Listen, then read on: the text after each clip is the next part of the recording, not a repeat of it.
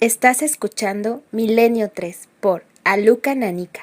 Hallamos el cadáver tras una tormenta de nieve horriblemente mutilado, estrellado contra una roca a los pies de la torre, bajo una ventana que estaba... ¿Cómo os lo diría? Que estaba cerrada. ¿Os lo ha dicho alguien? Si hubiera estado abierta, no habríais hablado de desasosiego espiritual, habríais dicho que había caído. Fray Guillermo, esa ventana no puede abrirse. Ni el vidrio estaba roto, ni existe acceso alguno al techo superior. Comprendo. Y como no podéis dar ninguna explicación natural, vuestros monjes sospechan la presencia de una fuerza sobrenatural entre estos muros. Por ello necesito el consejo de un hombre tan perspicaz como vos, Fray Guillermo. Perspicaz para descubrir y prudente, si fuera necesario, para ocultarlo antes de que lleguen los delegados del Papa. Buenas noches.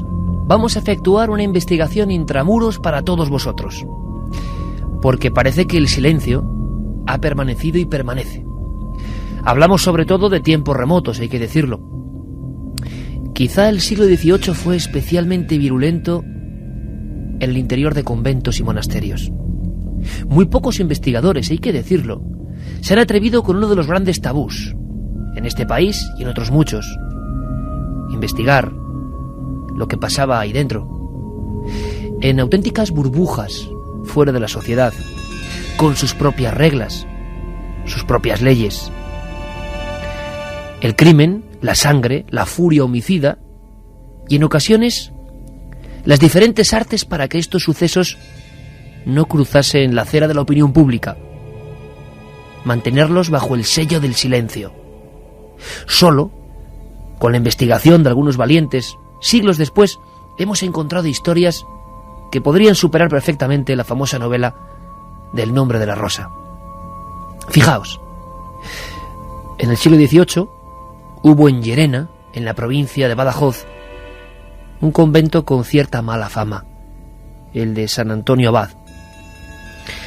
Dicen que hasta allí llegó Fray Juan de Orellana, el prior, dispuesto a poner fin a todo lo que se estaba diciendo y rumoreando por toda Extremadura. Extrañas fiestas, acciones más o menos licenciosas, agresiones de los dominicos que allí moraban hacia otras personas.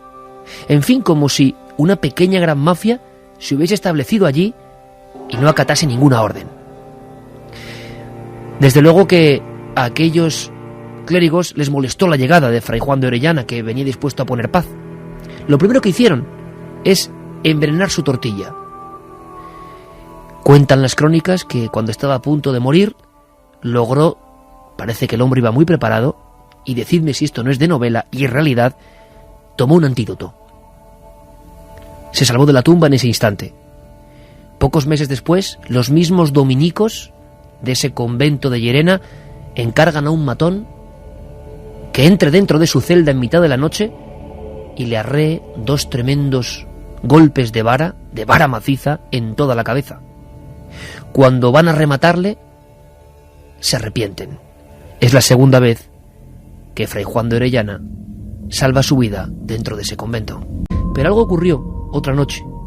Parece que todos los dominicos de pronto se vieron poseídos por una especie de furia homicida, de sed asesina. Los rodean y con grandes risotadas quieren matarlo. Nadie puede poner paz en ese convento donde las leyes y las normas las hacen ellos. Y vuelve a contar la historia, que Fray Juan de Orellana, que debía habérselas visto en otras circunstancias parecidas, rápidamente sopló los candiles, las velas, y toda la estancia quedó a oscuras. Solo así podía salvarse. Salió gateando. Pero aquellos dominicos no tenían piedad. Le dieron no una ni 2, sino 20 puñaladas en la cabeza. Al parecer, no sé si leyendo a verdad, cuentan que Orellana llegó a invocar a la divinidad justo antes de morir, en el último instante. Después, con tremenda frialdad, entierran su cadáver y la investigación posterior demostrará que esos mismos dominicos quizá tenían que ver con la muerte del anterior prior unos meses antes. Había sido envenenado. En 1803, ese convento de mala fama, y ahora entendemos por qué, simplemente ya no existía. Sobre las penas a los culpables, sobre qué les pasó, lo que decíamos, la gran clave: oscuridad y silencio absoluto. Yo creo que puede merecer la pena este paseo por lugares antaño prohibidos, tan silenciosos y tan curiosos. Nuestra investigación tiene un vector principal, un libro sorprendente que salió ya hace algunos años, pero que siempre teníamos pendiente encargarle un programa a él, a su contenido. Ese libro, ese volumen, se llama De la santidad al crimen. Son dos autores, Salvador Daza y María Regla Prieto, los que lo han elaborado, con un montón de información, con documentación. Lo que más sorprende es que se han encontrado con muchos problemas, muchos para indagar en este lado oscuro de la historia. Y creo que tenemos comunicación con ellos. Salvador, María, buenas noches. Hola, buenas noches. ¿Cómo estáis? Pues muy bien, encantado de estar en tu programa. Pues nosotros, como digo, teníamos ya muchas ganas de saber algo más de estas investigaciones sorprendentes. Y creo, y ahora damos las vías de contacto y empezamos a recibir preguntas, creo, Salvador, que toda esta investigación tan rara, habéis hecho muchos escritos en colaboración con la Universidad de Sevilla, todo esto tan extraño comienza por una de esas sincronicidades junguianas increíbles, ¿no? Por una de esas casualidades alucinantes. Y es que algo pasa en la casa donde vivís o donde vais a vivir que tiene que ver con un antiguo crimen de un clérigo.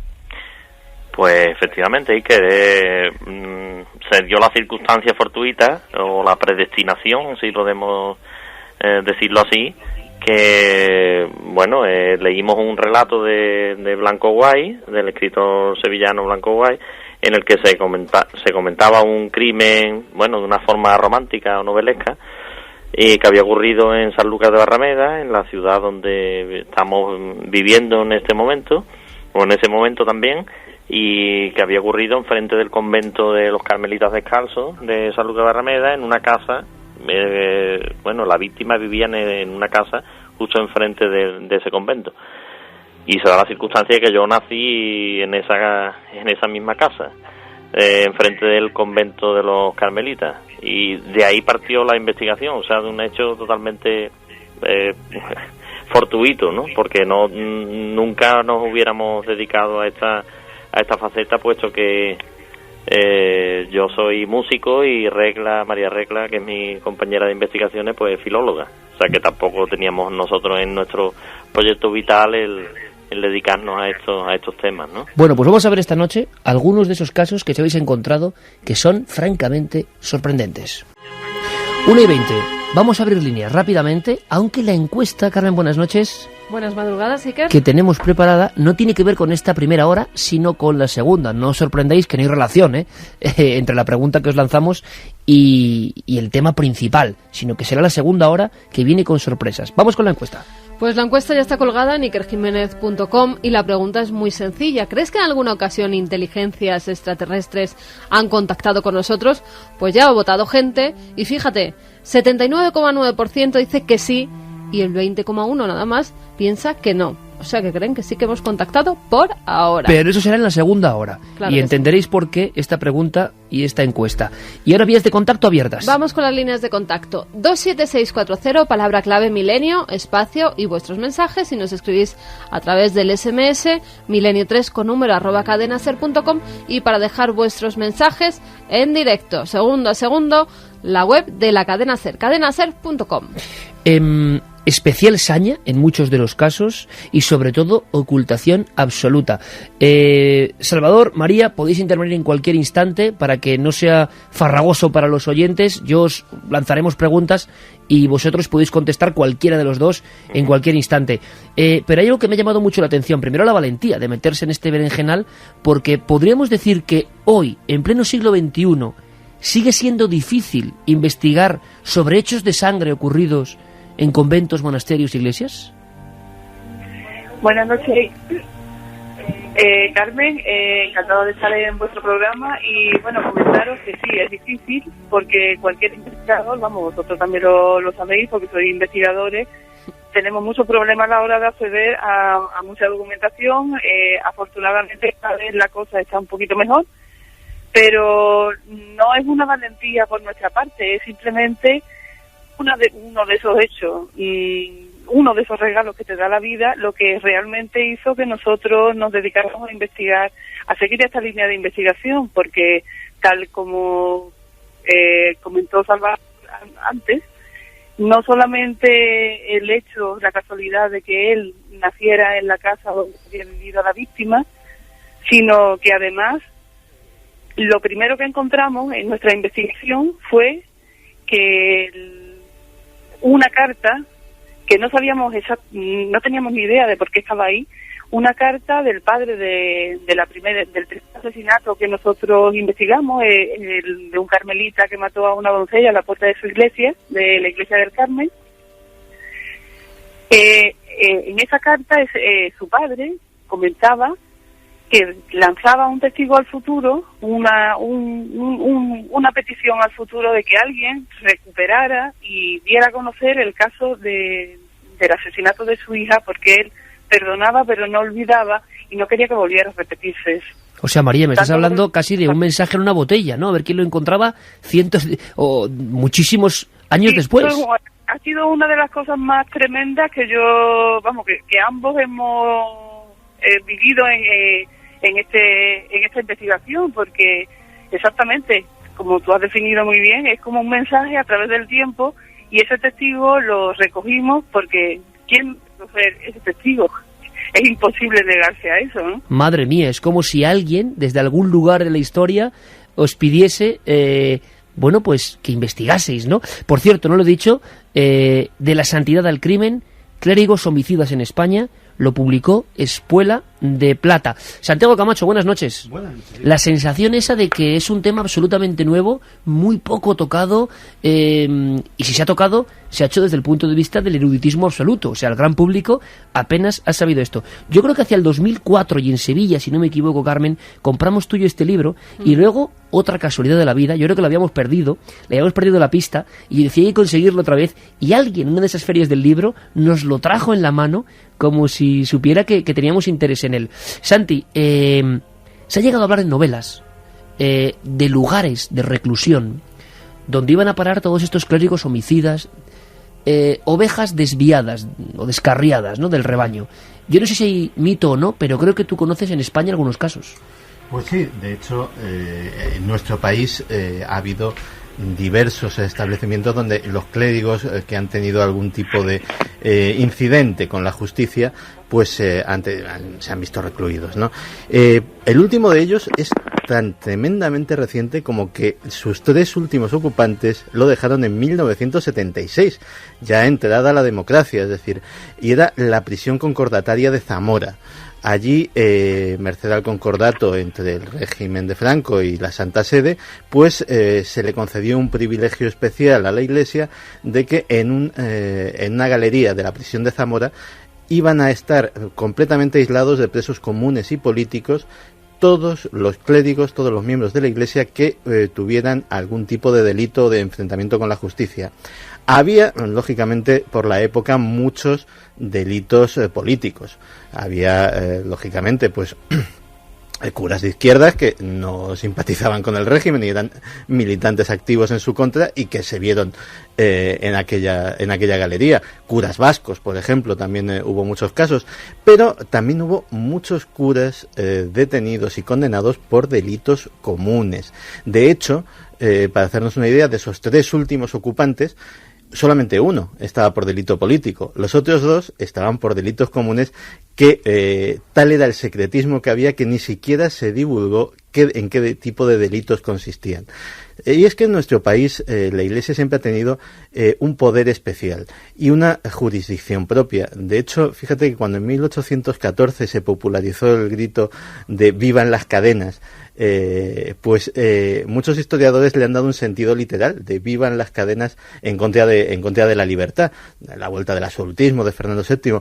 Pero hay otros que sostienen que se referían a las cadenas que rodeaban las iglesias y que delimitaban el recinto al que la gente se podía acoger a sagrado y donde la jurisdicción civil no les podía acoger. O sea, esa burbuja aparte, Era ¿no? una burbuja aparte donde directamente podías cometer un delito, entrar en la iglesia y mientras te mantuvieses dentro de ese recinto de cadenas, eras absolutamente intocable. Pues imagínate con los propios miembros de la Iglesia. Bueno, los dos investigadores, Salvador Daza Palacios y María Regla Prieto Corbalán, han investigado en un tramo que es 1535-1821.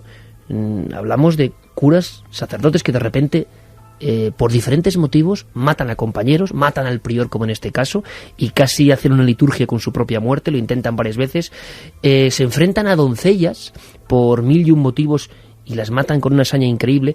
Un ejemplo es, por ejemplo, este que vais a escuchar ahora mismo, el crimen de Fray Juan Crisóstomo, en voz de nuestro compañero Ochoa, y que yo creo que estremece precisamente por eso, porque demuestra la frialdad que algunos de estos clérigos demostraron. Cuando se cercioró de que el sueño de la joven era profundo y tranquilo, Fray Juan Crisóstomo se bajó de la cama y se acercó a la puerta del cuarto de Narciso a observar por la cerradura si estaba dormido. Oyó que el hombre roncaba. Practicó igual en la puerta del aposento de las dos mujeres y el niño, y cuando se persuadió de que todos estaban profundamente dormidos, volvió a su habitación. Se metió en la cama con el martillo que llevaba dispuesto y con una navaja, midiendo con ella como si fuera un compás la sien de la muchacha una y otra vez, para asegurar en ella el golpe, de modo que no pudiera ni aún chistar. Pero hizo más. Pareciéndole que manteniéndose en la cama podría no dar el golpe con la firmeza que requería, se bajó de ella para dárselo a pie firme. Preparado, el fraile golpeó con descomunal fuerza y violencia, pero la joven se movió en el último momento y falló. No le dio en la sien, lo que le provocó una horrible herida, pero no la muerte. La infeliz muchacha se despertó y quedó atolondrada, pidiendo piedad. Invocó el nombre de Dios, lo que, según declaró después el despiadado homicida, excitó en él la memoria de que él mismo era un ministro de Dios y un presbítero, que por su instituto regular estaba obligado a auxiliar a los moribundos, y por esta idea le dio la absolución sacramental. La joven Josefa miraba horrorizada, sin poder moverse por la brutal herida, cómo su amante le daba los últimos sacramentos, a la vez que le suplicaba con las pocas fuerzas que le quedaban que no la acabase de matar. Pero nada era bastante para detener el furor del fraile.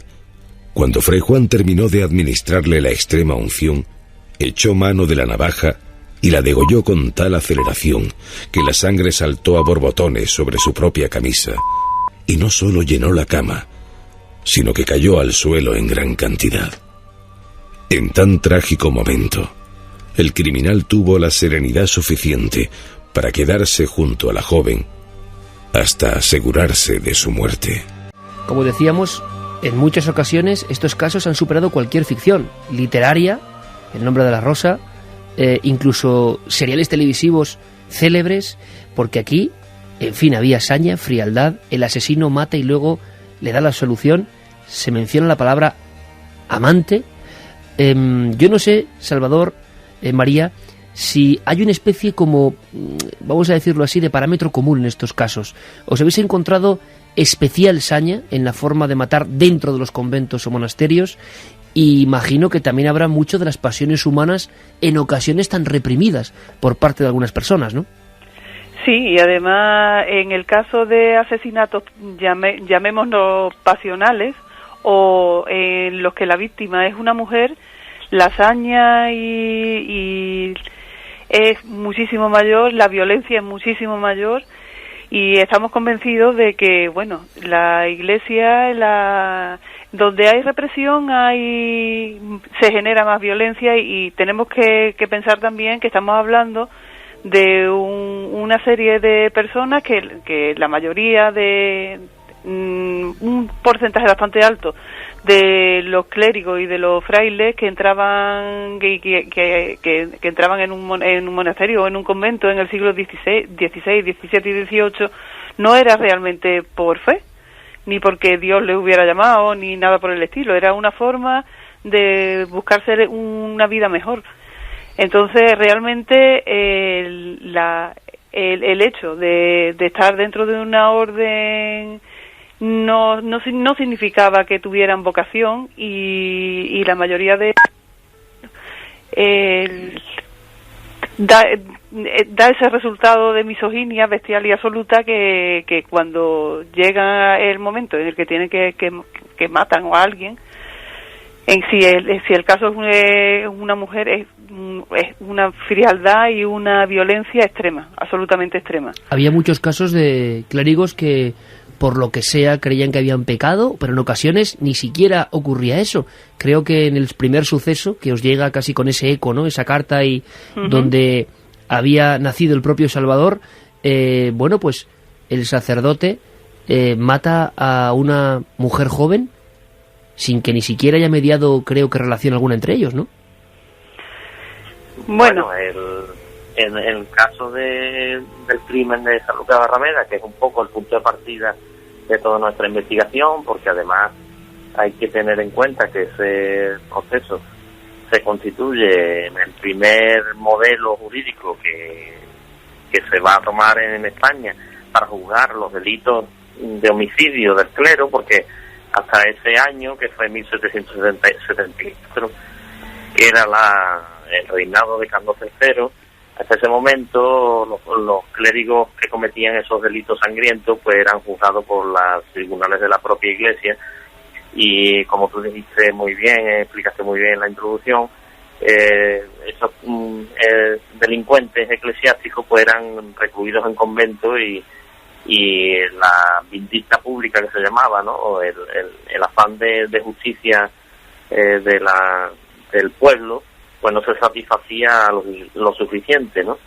O sea que esos lugares, Salvador, permíteme, porque es una cosa ¿sí? que además nos están preguntando en el 27640 y en las diferentes vías que tenemos abiertas, esos lugares de reclusión dentro de la propia Iglesia, ¿eran lugares específicos para estos sacerdotes, curas, clérigos que habían cometido asesinato o crímenes, o eran diferentes estancias dentro de otros monasterios? Es decir, ¿había especialización en lugares donde se recluía a estas personas o no? Bueno, era diferente en el caso que fueran frailes de algunas órdenes. Entonces, en el caso del clero regular, iban a conventos de su propia orden, que como mucho, pues lo mandaban a lo mejor a un convento alejado o sea, como le llamaban en esa época, en el desierto, ¿no? Que era un convento que estaba en un sitio totalmente aislado. Bueno, pues aquí de hecho en la provincia de Cádiz hay un par de conventos así, ¿no?, que no tenía, estaba totalmente aislado, el pueblo más cercano estaba a 20 kilómetros, a 30 kilómetros. Eso era dentro del clero regular, pero dentro del clero secular pues existían las cárceles eclesiásticas que estaban dentro de las mismas instalaciones del arzobispado o del obispado que correspondiera al lugar del delito, y allí pues se le tenía a este homicida durante un tiempo, el tiempo suficiente para que el delito se olvidara o en la memoria colectiva, y luego se le mandaba a otro destino, a otro convento, y claro, entonces no existían los medios de comunicación, no existía... Y nadie sabía quién era ese personaje, claro. Y claro, podía incluso cambiar de nombre, y entonces llegaba a otra parroquia o a otro convento y nadie sabía que hacía 4 o 5 años acababa de matar a una mujer.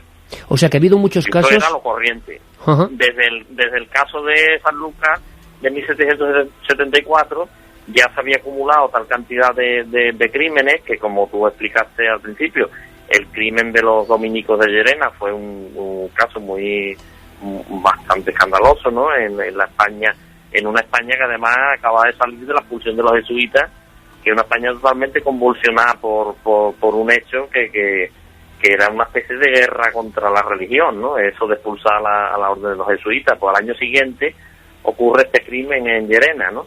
Entonces se produce tal escándalo a nivel nacional, cuando años más tarde pasa el crimen de Sanlúcar, ya las autoridades de Madrid, el Consejo de Castilla, no pueden contener el estado de opinión y la crítica pública de que hace falta mano dura contra el clero.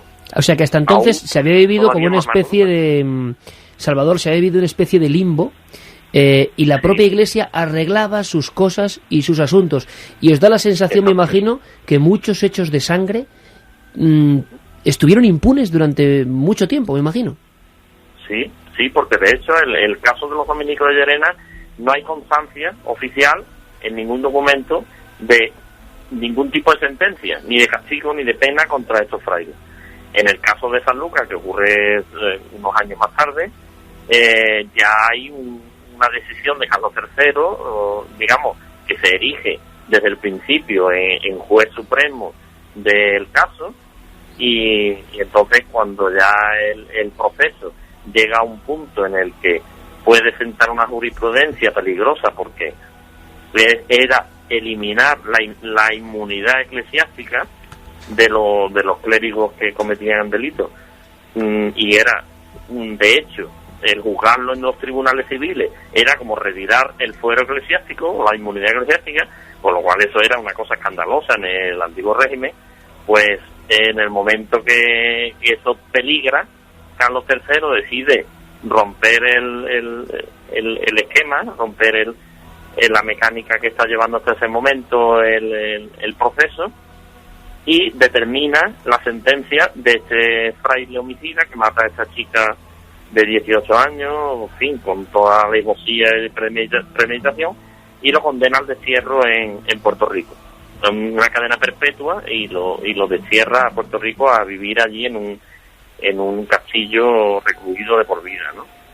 Entonces ya incluso la propia sentencia ya determina un castigo mucho más duro del que hasta ese momento habían tenido los frailes, ¿no? Y los clérigos homicidas. Aunque Blanco Guay, en el relato que hace, que da punto de partida, digamos, a toda esta investigación, precisamente utiliza este caso, ¿no?, de Sanlúcar para criticar que la piedad de Carlos III, ¿no?, que no consiguió, no quiso nunca en ningún momento condenar a ningún sacerdote a la pena de muerte, que era lo que en esa época, por desgracia, porque nosotros no somos partidarios de esta pena, ¿no?, pues era lo que se merecían los delitos de homicidio para cualquier homicida, ¿no? O sea que el caso que ocurrió en tu propio domicilio, donde tú naciste, cambió las leyes en torno a estos clérigos homicidas. Sí. Con la segunda trompeta, el mar se volvió sangre. Y fijaos, aquí hay sangre. La profecía del Apocalipsis. Con la tercera trompeta, una estrella ardiente. Caerán las fuentes de agua. ¡No desaprovechéis los últimos 7 días! Lo que se vivía dentro de algunos conventos, de algunos monasterios, como decíamos, es digno de las películas un tanto góticas, ¿no?, de terror añejo y macabro. Incluso hubo sacerdotes, curas, que se dedicaron al bandolerismo, o eso se ha contado. María, es cierto, en vuestro libro encontráis expedientes, documentación sobre, creo que Fray Diego Martel, si no me equivoco, que se convirtió en hombre de Dios y bandolero al mismo tiempo. Sí. Fray Diego Martel hizo que, bueno, creó el caos y el miedo en toda su jurisdicción, y él hizo que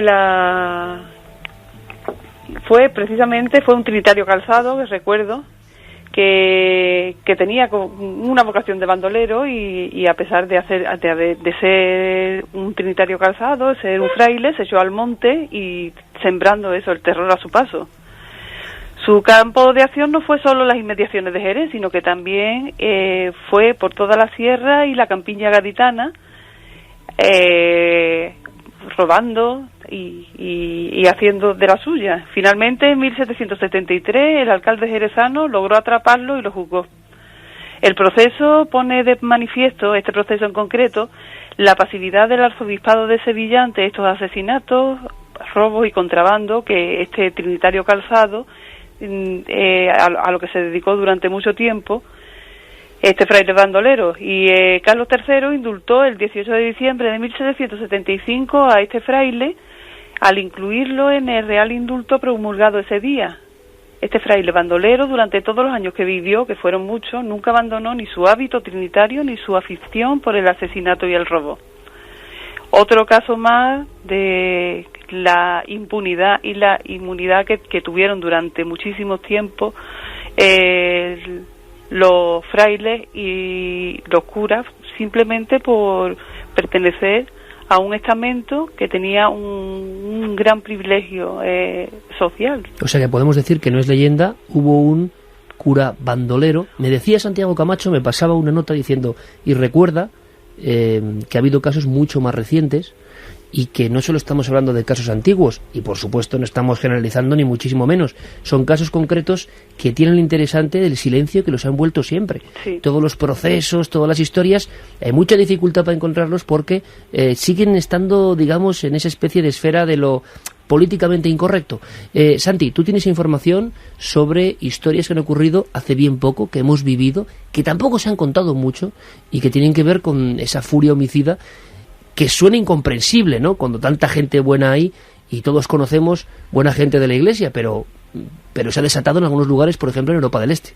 Pues sí, porque yo creo que un genocidio que eclipsa al que cometieron los nazis, por lo poco conocido, pero sin embargo la brutalidad era tal que los propios oficiales de las SS destacados en Croacia ya escribían a sus superiores asustados de lo que estaban viendo, fue precisamente el genocidio cometido en Croacia por parte de las tropas fascistas de aquel país. Lo curioso es que los sacerdotes, lógicamente, pues son personas como todos nosotros y tienen muchas veces sus ideologías, sus odios, sus filias, sus fobias, y en este genocidio participó un enorme número de franciscanos, que curiosamente además esa orden tiende a ser conocida por ser de gente pacífica. Hay datos absolutamente aterradores de asesinatos en masa, con martillos, amputaciones, etcétera, etcétera. Pero por resumirlo en una historia, te voy a contar la historia de Pero Benica, que en una sola noche, fraile franciscano, mató a 1.350 personas, él solito. Se había apostado con otros 2 milicianos un reloj de oro a ver quién mataba más prisioneros en una sola noche. Sus competidores apenas llegaron a los 400 o 500. Degollados tenía que ser, era el procedimiento. Nada de usar armas de fuego, ni nada por el estilo. Pero Benica había inventado un sistema que consistía en una enorme hoja de cuchillo que llevaba atada con correas de cuero de forma que no se le caía y no se le cansaba la mano a su propio antebrazo. De tal manera que con ese elemento pues prácticamente iba degollando en serie. 1.350 personas, una sola noche, un reloj de oro y un fraile franciscano. A las 2:15 hay algunas preguntas y en la segunda hora tocaremos otro asunto que además a mí me toca muy de lleno y para mí es especialmente emotivo, pero luego lo adelantamos. Por cierto que sorteamos 3 libros entre todos los participantes. Claro que sí.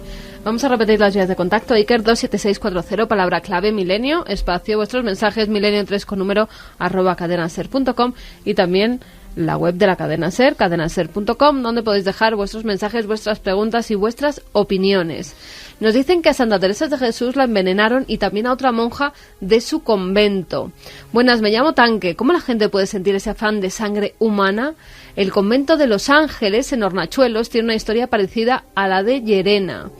Nos dicen también, actualmente, nos lo decía Guillermo, estoy leyendo La araña negra de Vicente Blasco Ibáñez.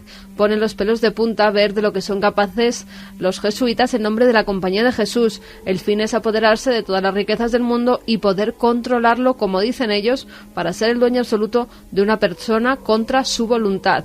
También nos dicen que estaría bien que habláramos de los crímenes e injusticias contra la Iglesia o de los crímenes de la masonería. No habrá verdad que no sea destapada, nos decía alguien que firma como anónimo. Aquí hemos hecho programas sobre la Iglesia destruida y quemada, o sea que nosotros desde luego hemos tocado todos los palos del asunto y nos interesa el misterio y en este caso el secretismo, está claro. También nos escriben desde Roma, nos dice que como cada sábado nos sigue desde la ciudad eterna y esta noche más que cualquier otra que se siente un poco identificado con las historias que tratamos. La vida en comunidad religiosa es muy complicada y de ello el que lleguen momentos de tensión para fuente que en ocasiones terminan en crímenes o incluso suicidios. Y lo digo por propia experiencia. No será una sola vez la que después de años de depresión de algún compañero este haya decidido por la opción del suicidio y dejar una carta pidiendo perdón. ¿Por qué? Nadie habla, nadie comenta, todo es tabú. O sea, que él nos habla desde dentro, desde una congregación. Desde dentro, sí. Dice que las relaciones en estas comunidades nunca son tan buenas como las pintan. Hay muchos recelos guardados y cuando la presión no se puede controlar, termina por salir y no siempre de la mejor forma. Solo con recordar el caso del fraile que asesinó a un compañero en el centro de Madrid por una simple discusión por un mando a distancia de la televisión. Vosotros mismos habéis conocido en persona a uno de mis compañeros, el exorcista de Juan Pablo II, que acudió una noche a vuestro programa en Cuadro. Gabriel Amort. Eso es. Escuchar algunas de sus historias me ponía nervioso y sobre todo llegar a escuchar alguno de sus servicios que incluso realizó en salas comunes donde cualquiera de nosotros teníamos acceso. Saludos desde Roma y seguid así. El tema de hoy tiene mucho donde rascar. Y tanto que tiene donde rascar, aunque sean titulares, porque el que quiera que siga investigando en ese listado de clérigos que han cometido delitos de sangre. Salvador, María, ¿cuáles son los casos, aunque sea, como digo, resumiéndolos para que la gente se haga una idea, que más os han impresionado en vuestra investigación? Quizá por la crudeza del crimen, por la cantidad de asesinatos. ¿Cuáles destacaríais? Mira, hay uno en concreto que es absolutamente terrible por las circunstancias. Lo comento así muy rapidito. Es un crimen que pasó en Huércanos, en La Rioja, en 1799. Fray Pedro de Huércanos, que era un religioso capuchino, asesinó a un joven herrero llamado Miguel Sangronis, y este capuchino tenía como amante a una joven de Huércanos, del pueblo, que se llamaba Francisca Matute. Como la ilícita relación empezaba a dar mucho que hablar en el pueblo, Fray Pedro engatusó a Miguel, que era un herrero, un hombre estupendo, muy bueno, que nunca pensó que Fray Pedro le iba a mentir, ni le iba a intentar provocar ningún mal. Le puso por delante a Francisca Matute, le empezó a comentar lo guapa que era, lo buena mujer que era, para que se casara con Francisca, y así acallar los comentarios que las relacionaban con él. Por supuesto, el herrero, como he comentado, que era un hombre muy buena persona, que no sabía nada de estos amores entre Fray Pedro y Francisca. El capuchino se encargó de los preparativos de la boda, y esta boda se celebró, por supuesto, con muchísima rapidez. Pero a pesar de la candidez manifiesta del herrero, el comportamiento de Francisca en la noche de boda hizo que el recién estrenado novio empezara a albergar serias sospechas sobre la inocencia y la virginidad de su esposa. Ante la creciente desconfianza del novio, el capuchino invitó a cenar a la pareja y tras regar con gran cantidad de vino la cena, los invitó a dormir en su casa. Allí perpetró su crimen e incluso, después de matar al pobre herrero, intentó tener relaciones con Francisca ante el cadáver de su marido y después lo tiró a un río cercano. Después de muchísimos avatares se logró encarcelar a este capuchino y se le juzgó condenándosele a muerte. Pero la autoridad religiosa dilató ad eternum la degradación del reo, con lo que al no ejecutarse la pena eclesiástica tampoco podía hacer nada la justicia civil contra él. La última noticia que tenemos sobre el caso es que Fray Pedro de Huércanos se libró de la pena de muerte por seguir en la cárcel esperando su degradación cuando llegó la invasión de 1808. Lo más terrible de este caso es que se destapa porque el padre del pobre herrero está absolutamente desesperado y, movió cielo y tierra para que se hiciera justicia ante el crimen de su hijo, porque pasaba el tiempo y nadie hacía nada, absolutamente es muy nada. curioso, María, porque esa petición por parte de los familiares de que se descubra un crimen, como que intuyen, ¿no?, que va a quedarse en ese limbo de lo perdido, pues eso ha ocurrido en el caso de la casa donde nació Salvador, ¿no? Que también un familiar dice, por favor, que alguien investigue en alguna ocasión estos crímenes que parece que en muchas ocasiones se saldaban de una forma terrible, que es, bueno, pues sin pagar las penas.